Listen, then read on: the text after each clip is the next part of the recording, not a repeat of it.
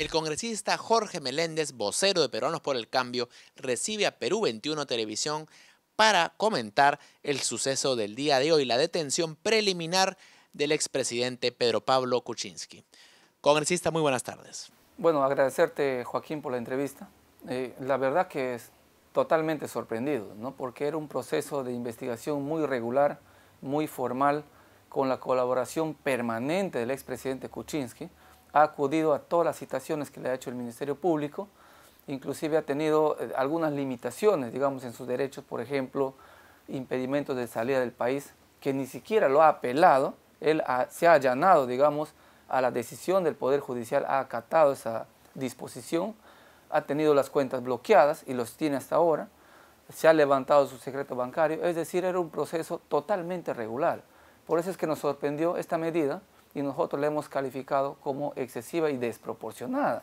Sin embargo, nosotros aceptamos las decisiones de un poder autónomo del Estado, pero en esta oportunidad pues tenemos que expresar también nuestra disconformidad, ¿no? Con un tema que nosotros consideramos que se estaba llevando con total normalidad.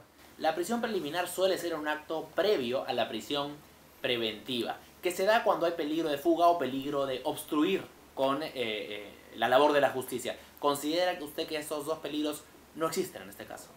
No existen, ¿no? Porque ¿qué podría haber cambiado durante todos estos meses que él está siendo investigado? O sea, ¿qué ha cambiado ahora que no ha cambiado, digamos, o que ha variado respecto a 3 o 4 meses atrás? Entonces nosotros no vemos ninguna diferencia. El otro tema es el tema del arraigo, que menciona también la sentencia. Y el presidente Kuczynski, evidentemente, hay que ver su edad que tiene. Él es un hombre ya de 81 años y que ya está jubilado. Evidentemente ya no tiene un trabajo conocido, ¿no? Y el otro tema que también cuestionaban era que se podía fugar porque dispone supuestamente de economía. Entonces ahí la pregunta es, entonces una persona que tiene sus cuentas bloqueadas, que no puede hacer ningún tipo de transferencia de propiedades, entonces ¿de dónde va a sacar esa economía para poder fugarse del Perú, ¿no? Entonces un poco controversial la decisión del juez, por eso es que nosotros le hemos calificado de esta manera, ¿no? Como una sentencia un poco desproporcionada y excesiva. Usted conoce al presidente Kuczynski, ha estado cercano a él desde inicios del proyecto político. ¿Puede decir que confía en su inocencia? Yo lo que puedo decir es que el presidente Kuczynski nos ha demostrado que es un hombre que ha actuado con transparencia, ¿no? Y, por ejemplo, el cuestionamiento que se hace sobre los depósitos a Westfield Capital son, digamos, productos de asesorías que han sido declarados. Y el mismo Barata lo ha dicho también, que ha salido, digamos, de la caja 1 de Odebrecht, que es una caja legal, no es la caja 2, la caja oscura, que se hacían pagos bajo la mesa, escondidas, esto no.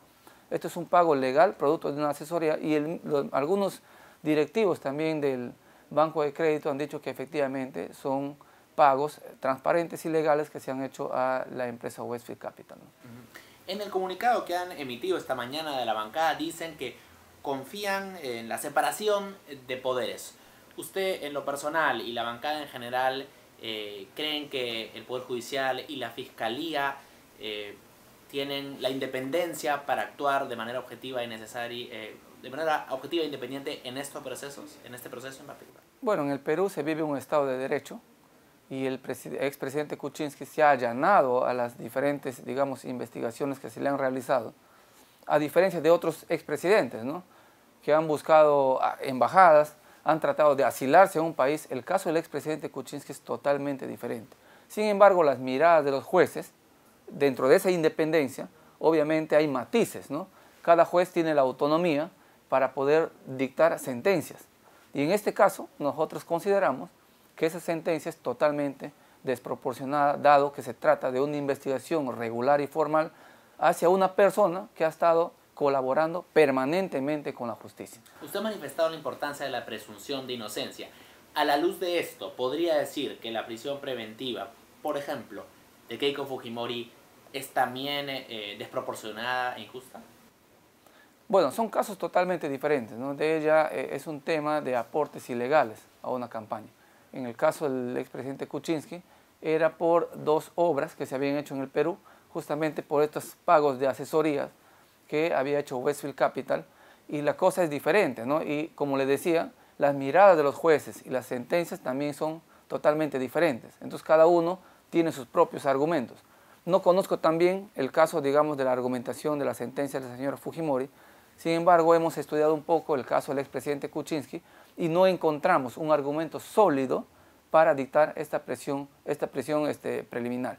Nosotros lo que esperamos es que en estos 10 días el presidente Kuczynski pueda demostrar su inocencia y que la razón y la justicia estén de su lado.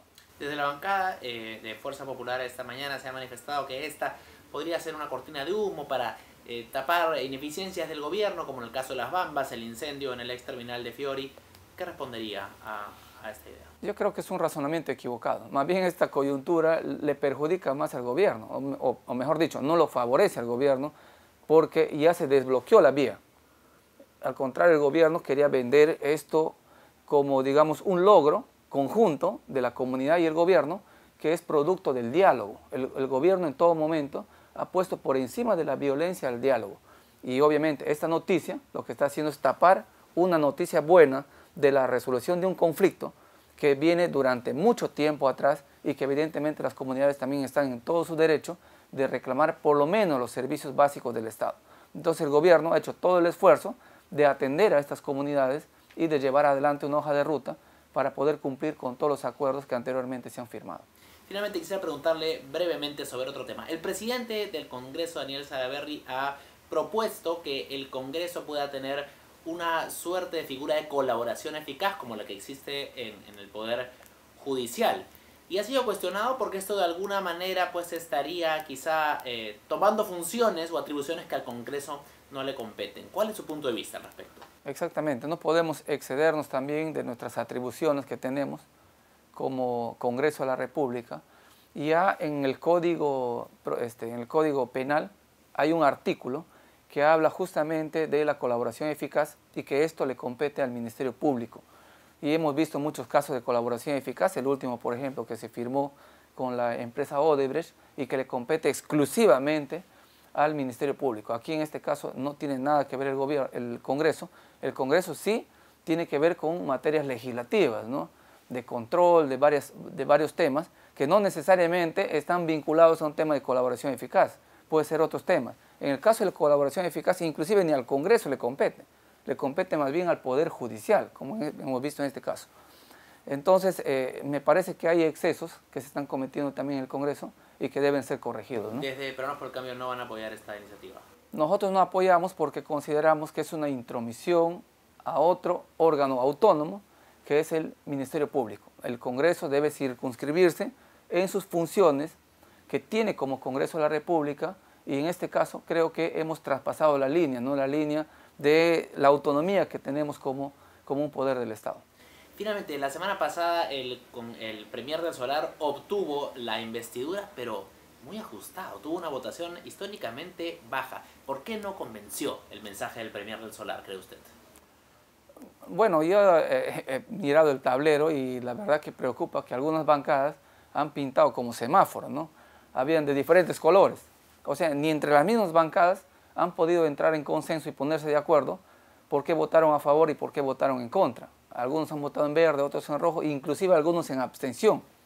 Entonces yo creo que una nueva etapa que se vive en el país, con un nuevo premier que quiere hacer bien las cosas, creo que lo mínimo que se debió haber hecho es darle el voto de confianza, como corresponde. Porque también sería un poco irresponsable hacer una evaluación cuando ni siquiera habían cumplido ni siquiera los 30 días en el puesto.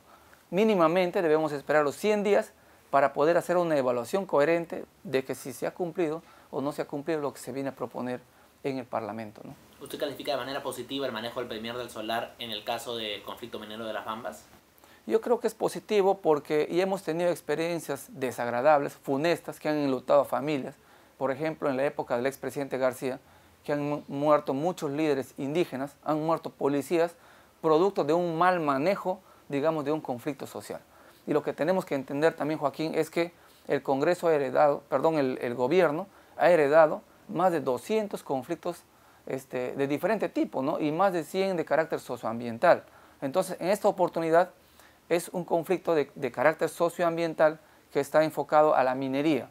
Nosotros consideramos que hay muchas demandas postergadas de las comunidades y que deben ser atendidas. Y no solamente pasa esto en la sierra, sino también en la Amazonía, que ha habido muchos conflictos por derrames de petróleo, precisamente porque estas comunidades que proveen de riqueza económica al país, estas comunidades están en la extrema pobreza. Entonces ahí hay una paradoja, una contradicción. El desarrollo debe ir acompañado de llevar servicios mínimos y básicos a las comunidades que producen riqueza, ¿no? Congresista, muchas gracias. Gracias, Joaquín. El congresista Jorge Meléndez, vocero de la bancada Peruanos por el Cambio, comentando la decisión del Poder Judicial para detener preliminarmente al expresidente Pedro Pablo Kuczynski. Sigan atentos a la programación de Perú 21 Televisión. Buenas tardes.